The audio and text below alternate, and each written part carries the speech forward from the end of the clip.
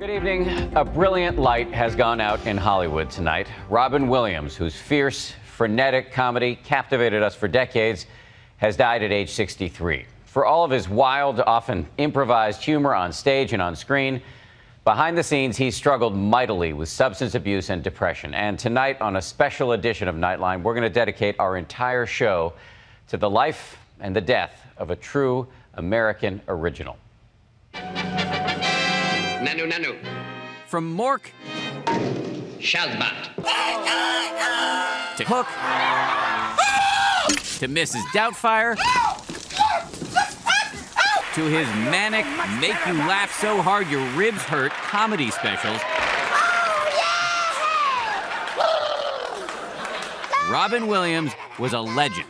But behind the zaniness lurked something darker. Drug abuse and depression. Williams described himself as a man looking over a cliff. It's not just the fear of falling, or, it's the thing of, you can do this.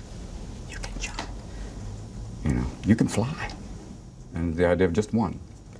And for someone who has no tolerance for it, that's not a possibility. And this morning, according to authorities in California, they got a 911 call reporting that Williams was not breathing at his home in Tiburon. They're calling it a case of suspected suicide. Tonight, his representative saying Williams had been battling severe depression of late, and ABC News has learned Williams recently checked himself back into rehab. His wife, Susan Schneider, issuing a statement tonight saying, "I lost my husband and my best friend. I am utterly heartbroken." A tidal wave of sadness and sympathy online tonight from fans and fellow celebrities. Steve Martin tweeting, "I could not be more stunned by the loss of Robin Williams. Mensch, great talent, acting partner, genuine soul." John Travolta, "He loved us all and we loved him back. He had only the best things to say about people and we are all better for having known him. I love you, Robin." And so many more tonight. Bill Cosby, Tim Allen, Kevin Spacey, Reba McEntire, and this from Ellen DeGeneres. "I can't believe the news about Robin Williams. He gave so much to so many people. I'm heartbroken." We spoke by phone tonight with Cheryl Hines, who guest starred on Williams' recent CBS sitcom, The Crazy Ones. It's so hard right now because it's so tragic, but I just feel very thankful and grateful that I got to work with him and I got to be his friend. Even President Obama weighing in tonight. He was one of a kind. He arrived in our lives as an alien, but he ended up touching every element of the human spirit. And in Hollywood itself tonight at the iconic comedy club, The Laugh Factory, where Williams performed many times, a tribute right there on the marquee. Robin Williams, rest in peace, make God laugh. For Williams, life began in Chicago in 1951. His mother, a former model, his father, an executive at Ford. He was, surprisingly, a quiet child. The first comic impression he did, imitating his grandmother to his mom. It was only in high school, in drama class, that he overcame that shyness. He went on to Juilliard, and shortly thereafter, in the late 1970s, he burst into the national consciousness as an oddball alien named Mork Nanu, nanu. in the TV show Mork and Mindy. Fly, be free! He ad-libbed most of his dialogue and his wild physical comedy. The show was a huge hit. Then came a series of live comedy specials, also big hits. We believe now the accident at Chernobyl has been taken care of. If you'd like to follow us into the plant, I'll show you around. And then, of course, the movies. There was that unforgettable role in Popeye. But Williams very quickly moved into dramatic territory with The World According to Garp in 1982, about a struggling writer and his romantic entanglements. It's my first short story. I wrote it for you. You wrote it for me. Many of his most famous roles mixed both wit and warmth. Good Morning Vietnam. What is a demilitarized zone? Sounds like something out of The Wizard of Oz. Oh, no, don't go in there. The Dead Poets Society. Now, in this class, you can either call me Mr. Keating, or if you're slightly more daring, oh, Captain, my Captain. Mrs. Doubtfire. Hello! And Good Will Hunting. Unless you want to talk about you. who you are, then I'm fascinated. I'm in. For which he won an Oscar for Best Supporting Actor.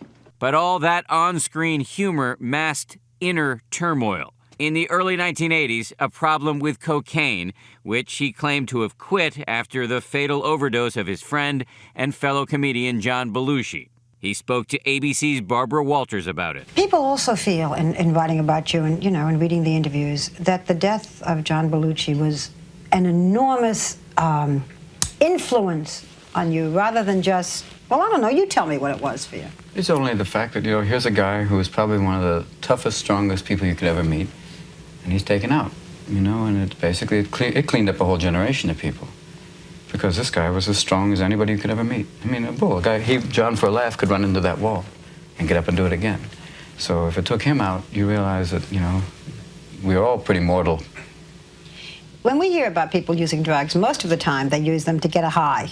Yeah, for me it was basically it was a great way of escaping. It was a great way to cut off from people because it was the only time I could escape, He got sober for many years, it appears, but then he relapsed, as he discussed on his comedy tour, Weapons of Self-Destruction. And alcohol is especially dangerous for people like myself, alcoholics. Or you can say ethanol challenge, whatever you want to call it. Williams checked himself into rehab in 2006, and he talked about it in this interview with ABC's Diane Sawyer. So to talk about it as caused by something... Not caused by anything, it's just there. It's just, it's latent. Waits. It lays in wait, and for the time when you think, it's fine now, I'm okay. And then beep. And then the next thing you know, it's not okay. It's not going so well. And then you realize, where am I? This is strange. I didn't realize I was in Cleveland. How are you? I am well. Very well. Good. It is a good thing. Is it a good thing? Oh, yeah, it's nice. 2 months? 2 months. Club medicated. Away, quiet time. Good, though. I'm back. People say, how do you feel? With my fingers. How does it? Don't drink.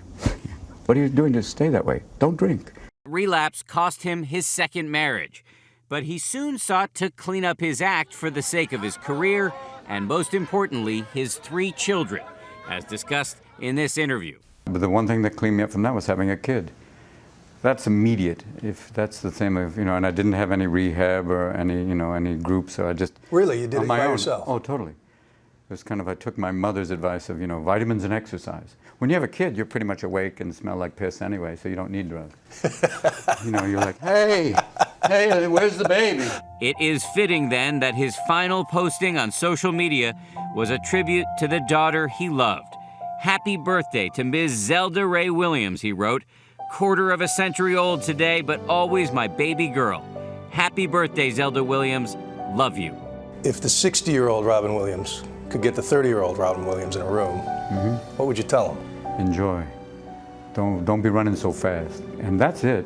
How much have you loved? That's a simple question. How much have you loved? Love doing what you do, or love being with the people? If you can answer that question pretty positively, then you're doing okay. It's a good life.